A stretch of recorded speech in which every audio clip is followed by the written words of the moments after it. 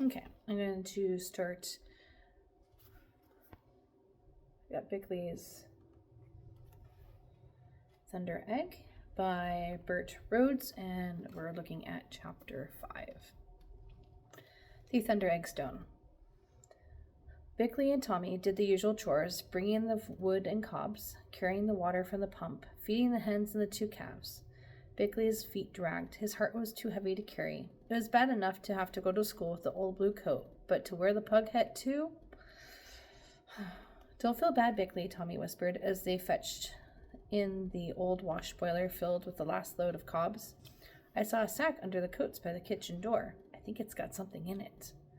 Sacks usually have something in it, Bickley scoffed. Was it a paper sack or a gunny sack? Come and see. It's apples, boys, Mother told them as they started to look for the sack set under the coats and the other garments hanging on the wall by the door. Red Hog Smith was here today, and he brought us a bushel of apples. The boys each took an apple and sat down near the stove at the edge of the wood box. I showed Red Hog the stone you boys dug up. He said it's a thunder egg.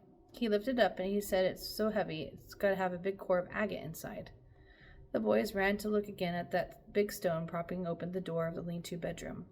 Thunder egg, Bickley said over and over again. What could such a name mean? Mother, Tommy called. Tell us what Big Red said about it. Why is it called a thunder egg? Well, Red Hog says that there are lots of these stones in California deserts. The Indians call them thunder eggs. The mother brushed away the wisp of black hair from her forehead with her hand and brought another iron from the stove. The Indians thought the noise was made by a giant bird. They called it the thunderbird. The Indians thought the noise of thunder was made by a big giant bird. They called it thunderbird. And of course, no one ever saw such a bird. But when the Indians found big egg-like stones in the desert, they supposed they were the eggs of the big thunderbird. Bickley looked again at the stone. He felt strong pride rising in his heart. This wonderful thunder egg belonged to him and Tommy. They had found it themselves, dug it out of the earth. How do you suppose it got here on our land? Tommy asked. Was it the flood? Mother laughed. No, I don't think so. I shouldn't wonder if your Uncle Dirk brought it from California. No, he was always collecting stones. There's a pile of stones out back by the fence corner at the maple grove. You boys can go look at it. Both boys looked out the window. It was getting dark, and Bickley decided that he would wait until tomorrow to go look for Uncle Dirk's pile of stones. Mother, what did Red Hog mean when he said it had a core of agate? Mother pulled the heavy iron back and forth over the shirt she was ironing. I think you boys had better talk to Red Hog yourselves. He was in the gold mine rush too, you know. He was in California for several years, about the same time your Uncle Dirk was there. When can we go? Bickley asked. Well, of course you can't go tonight, she said, glancing out the window. It's dark already. If you hurry home from school tomorrow, you may go with then. That night, when Bickley snuggled under the heavy quilts next to Tommy, he thought about the thunder egg. He wondered how it happened to be buried in the floor of the cellar. Why didn't Uncle Dirk put it in the pile with other stones that Mother had told them about? Then he remembered again that they had never told Mother why they dug up the stone. Again, he decided it really didn't matter. After all, it was just a stone, a thunder egg from California, but just a stone after all. Tommy, he roused his drowsy brother. Tommy, how do you suppose a thunder egg came to be buried in our cellar? Tommy shifted himself up on his elbow. Oh, he rubbed his eyes and yawned. I think it was the flood, he said. Yes, it must have been the flood that washed it all the way over here from California. Well, I think Uncle Dirk brought it, Bickley insisted, just like Mother told us. Tommy settled down under the quilts again and said nothing more. Bickley couldn't sleep so easily. His thoughts turned to the old blue coat and the pug hat. He twisted and squirmed under the covers as he pictured himself dressed in the hated garments. But when he finally went to sleep, he dreamed of the deserts of California strewn with thunder eggs and enormous birds flying overhead.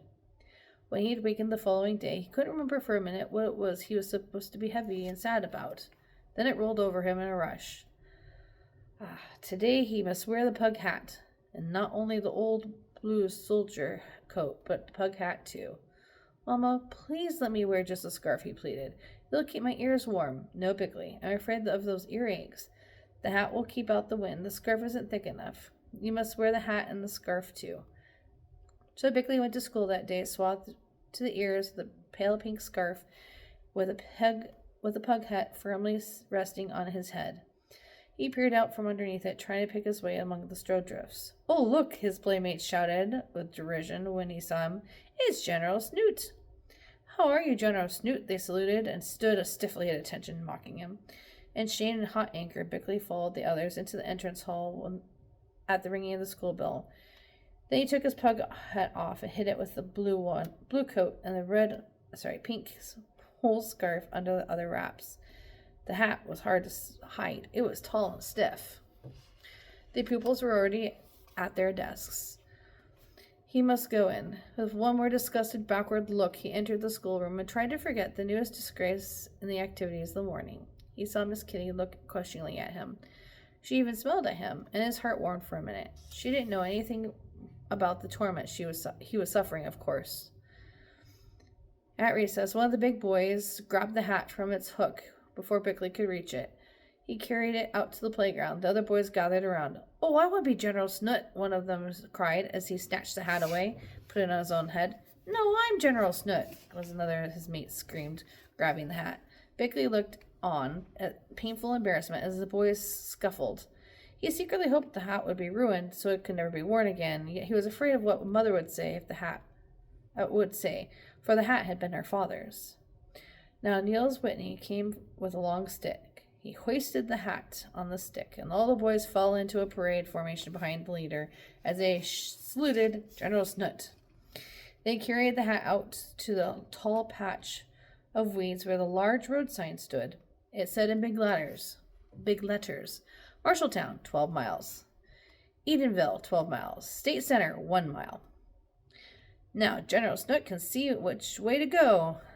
The boys shouted and danced with mischief. The school bell rang. All the youngsters scrambled for the door. Bickley looked at the hat high on the signboard. Niels had taken the stick with him. There was no way to get the peg hat down. Miss Kay would scold if he was late at his desk. Plenty of time to get the hat at noon. He hurried inside. At noon, the hat was gone. The wind could have blown it away, or some passer-by could have taken it. The children were all sorry for its disappearance. Surely none of them actually intended to destroy it. Yet in all of their searchings, it could not be found. That evening, Bickley went home with his head wrapped in a pink scarf. When Mother heard the whole story, she got out an old piece of wool from one of the trunks. By the light of her cold oil lamp, she worked late into the night, and in the morning Bickley had a fine new cap to wear. He never did find that old pug hat. The next morning, Pete Whitney waited for Bickley in the weed patch, where his other cap had been lost. Pete was a chunky fellow with sandy hair and innocent gray eyes. He didn't laugh a lot or make jokes like his big brother Niels, but he could make up some more mischief. He could think up more mischief than any of the 4 boys. "Come on in here," he called to Bickley as the Ross boys came along the road. "We'll hide in here until we see Miss Kitty come out with the bell. Then we'll run as fast as we can." Bickley knew why Pete had waited for him.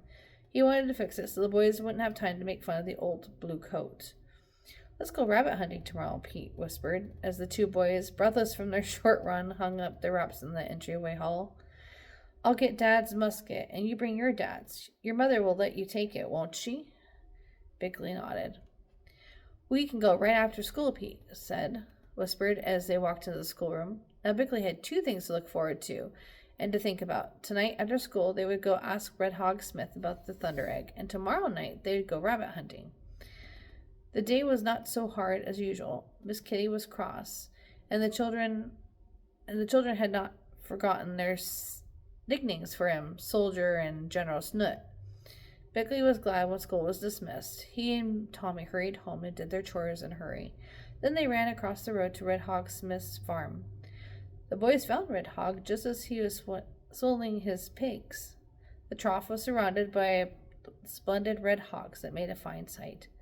They knew that no finer hogs existed in Iowa. They also knew that Red Hog had gotten his name because of his beautiful hogs. "Did you see our Thunder Egg?" Bickley asked the big farmer. "Yes, I saw it yesterday." Red Hog smiled at them. "It's a fine stone. Must be one that your uncle brought from California." "I'm sure it's a thunder egg," he told them. "I lifted it. You can always tell a thunder egg because it's heavy." Geodes are shaped like eggs too, but they're hollow in the center. You can tell the difference between them by just lifting. Our stone is awfully heavy, Tommy said. Since John whitewashed it, we keep it against our bedroom door, just like the stone at your house. Red Hog laughed. The inside of a thunder egg is of agate, just like your marbles, you know. He chewed on his cud of tobacco. If you saw a thunder egg in two and polished the halves, they look like precious stones. The agate inside is hard and heavy. I don't see why Uncle Dirk would want to carry a heavy thing like that all the way from California, Bickley said. Your Uncle Dirk liked rocks, Red Hogs. Dumped the last buck of swill into the pig's trough and then turned towards the house. I like them too. I bought one home with me. Do you want to see it? The boys stood at the door at the front porch, but Red Hog went in and brought out half of an egg-shaped rock. It wasn't quite as big as theirs.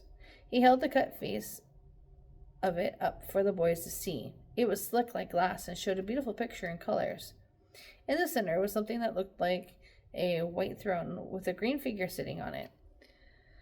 Behind the figure were two winged forms like angels. In the background, in the foot of the throne, flowed a green river, swirling away on either side. The boys looked at the stone, overcome with wonder. It's a picture of our Lord on his throne in heaven, Red Hawk told them. Well, not all thunder eggs have pictures in them, but the polished stones always are beautiful. Sometimes there are even trees and animals. Do you suppose our thunder egg has a picture on it? Bickley was so full of excitement he could hardly keep from dancing. I have to do it when I was over at your place, Red Hawk said, smiling. I think it must have something pretty inside of it, but the stone is hard to cut and difficult to polish.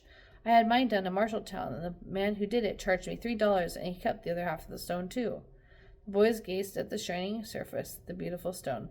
Red Hawk had let them hold it, and they passed their fingers over the slick face.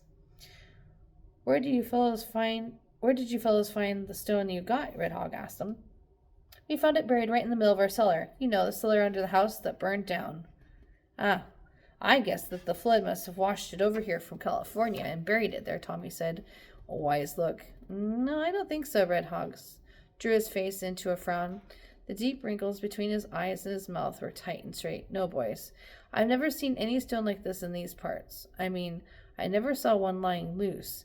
Someone must have buried it in your cellar. He still frowned and pulled at his heavy beard.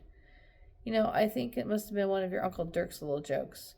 I think must have brought that stone from California and hid it there. Why would he want to bury it? Bickley asked. Now, I don't know, Red Hawk said, his face loosening up, and he smiled again. Your Uncle Dirk was like that. He liked queer things. He liked to play tricks on people, and he liked stones too. He had a whole collection of them in California. He must have fetched some of them along home with him.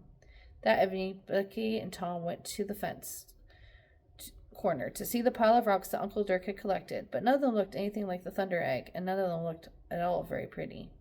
They hurried over to the house and told Mother about the polished stone Red Hawk had shown them, and then they ran to get the chores done just before dark. That night, when they sat on the floor with the thunder egg between them, they talked over all the things Red Hawk had told them, and most of all, they figured on how they might earn $3 so they could take their stone to Marshalltown and have it cut and polished, just like Red Hogs. That's the end of chapter 5. I hope you enjoyed.